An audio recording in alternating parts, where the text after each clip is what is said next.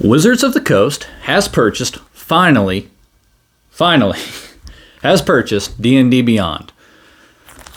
Let the cheers resound, as they have over the last week or so, a couple of weeks at this point now.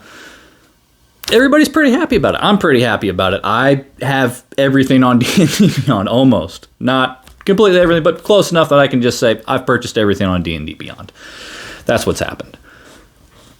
However, there's something that I think this does complicate, and if it doesn't, I think it should, that I haven't heard be addressed at this point. I seem to be the only one asking the question.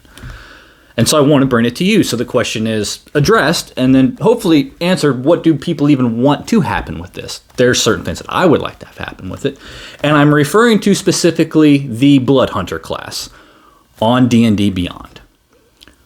Wizards of the Coast buying D&D Beyond and that becoming their official online presence and platform now also has a sponsored homebrew class on that website in the Blood Hunter created by Matthew Mercer that a lot of people enjoy. I've played the Blood Hunter. I have a Blood Hunter currently in my campaign that I am running.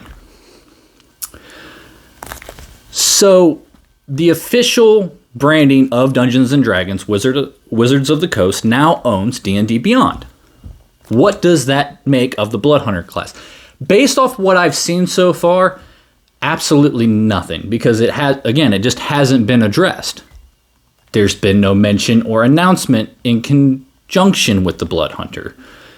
It doesn't seem like that's going to change, and I only bring it up because it is separated from the rest of the homebrew options on D&D Beyond. Homebrew being a part of D&D Beyond is not a crazy or far out there idea. There's a whole section for it, but the Blood Hunter is separated for that and included under and with the other classes.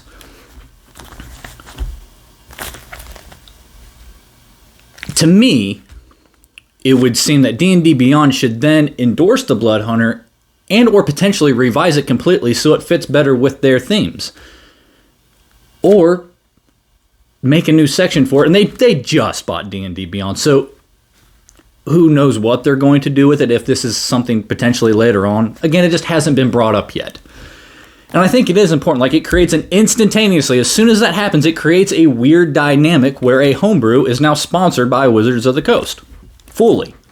Because it wasn't taken down right away. And it shouldn't have been. That would be a bad move. People are currently playing that class. Again, one of my own players in my games. But they haven't said what they're going to do with it yet. And I don't know that, as it stands, that is entirely appropriate. And here's why. It goes down to my issue with the Blood Hunter class as a whole. I do like the class. I like the idea conceptually. And having talked with my other players and fellow DMs, most of my players happen to be DMs of their own games and have DM'd for me likewise, have kind of had the same take on the Blood Hunter. Conceptually, on paper, sounds great. In practice, it just leaves something to be desired. It's not a disappointment. It's just not quite enough to keep the engagement, and I think I know why. I think largely it is because the Blood Hunter, and I believe this to be Matthew Mercer trying to not tilt the boat and to make it acceptable as an official class on D&D Beyond. In an attempt to do that, he made it more vanilla than it should have been. The class itself is fine. The subclasses just kind of feel like they're trying to be the other classes. And when you pick your subclass with the Blood Hunter, it really sort of makes the class as a whole for your particular character.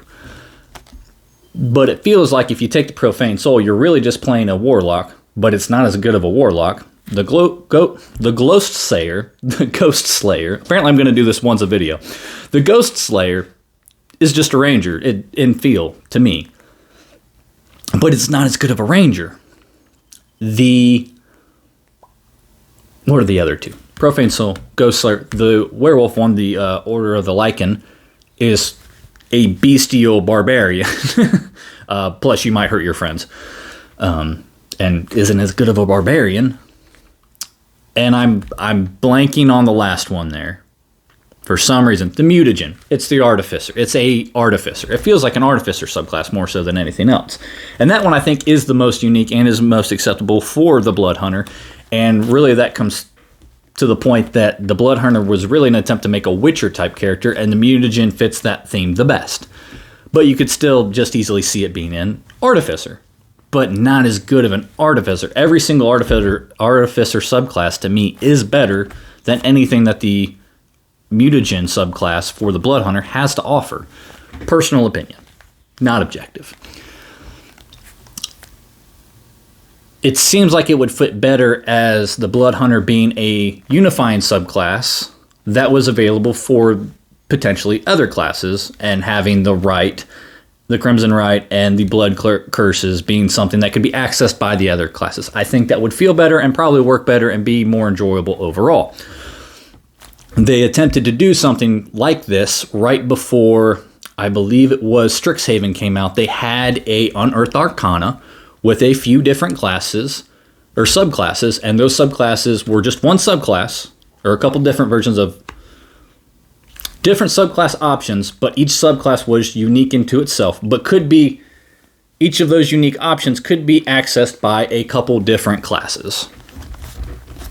I feel like the Blood Hunter could work that way a little bit better than it currently does.